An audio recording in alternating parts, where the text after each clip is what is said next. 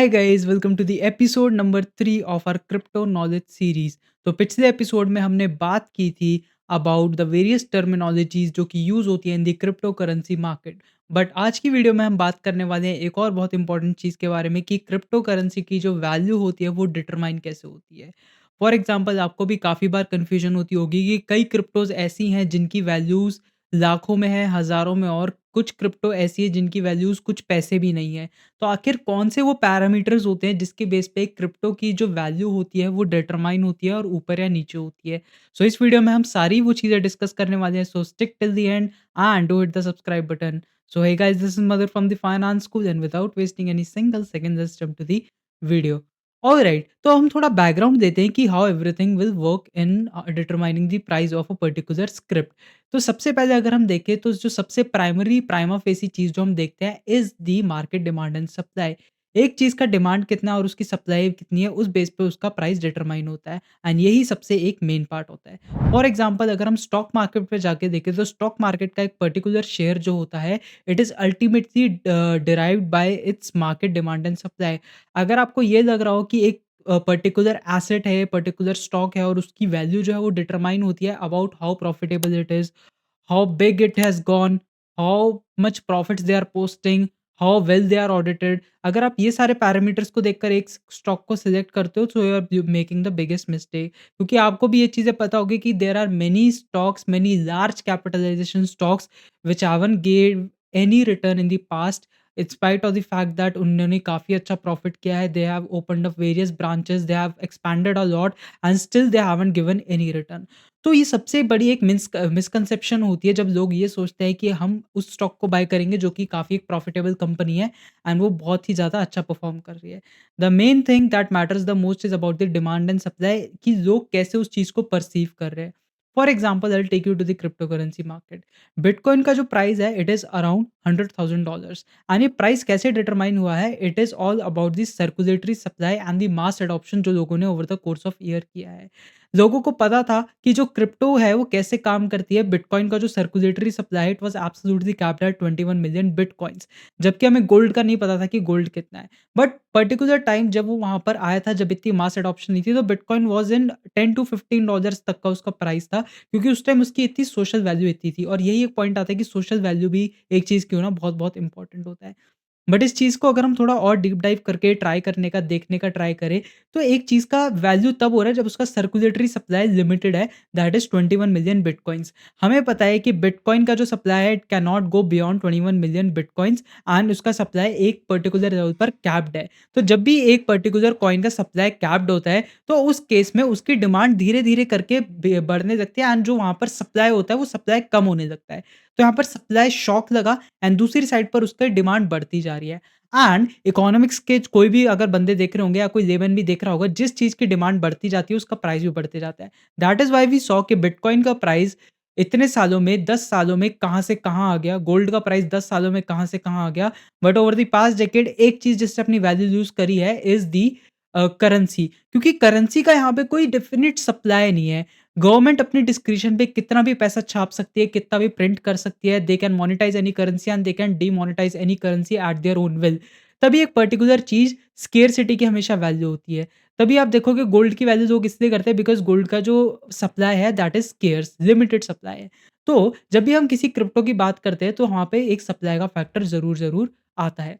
Next चीज़ जो crypto में काफ़ी इंपॉर्टेंट होती है इज़ अबाउट द टोकेनोमिक्स। यहाँ पर हमने देखा है कि कई कॉइन्स है, जैसे कि एआई सेक्टर पे कई कॉइन्स बिल्ड है, गेमिंग सेक्टर पे कई कॉइन्स बिल्ड है and they are actually having some use case.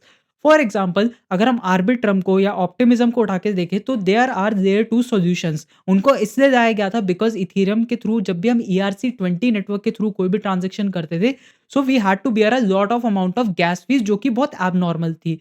तो आर्बिट्रम कॉइन एक कॉइन है, वो चेन है एक तरह से। बेसिकली उन्होंने ये चीज़ रियलाइज़ करी that we can bring our own network and जब लोग उसके थ्रू कुछ ट्रांज़ैक्शन करेंगे, तो वहाँ पर एक पर्टिकुलर जो वहाँ पर फीस होगी उसको हम एलिमिनेट कर पाएँगे and we can reduce that gross gas fees to a very considerable extent. And उसकी वजह से उस पर्टिकुलर कॉइन का, ऑप्टिमिज्म और आर्बिट्रम का, एक बहुत ही अच्छा यूज़ केस बना, जिसकी वजह से उसके प्राइस को अब नहीं बट आने वाले टाइम में ज़रूर बहुत ज़्यादा हेल्प मिलेगी, क्योंकि लोग भी ये चीज़ रियलाइज़ कर रहे हैं कि this particular coin is actually solving good problem. और जब भी एक प्रॉब्लम का सॉल्यूशन एक कोई पर्टिकुलर चीज़ लेकर आती है तो उसके डेवलपमेंट्स बिल्कुल अच्छे होते हैं, ठीक है? सो ये भी एक पॉइंट आता है। नेक्स्ट एक चीज़ जो बहुत इंपॉर्टेंट आती है इज़ मार्केट सेंटिमेंट। आपने देखा होगा कि every single coin dumps during the beer market, पर जब बुल मार्केट आता है तो हमें वहाँ पर काफ़ी एक अच्छा मूवमेंट देखने को मिलता है इन एवरी कॉइन।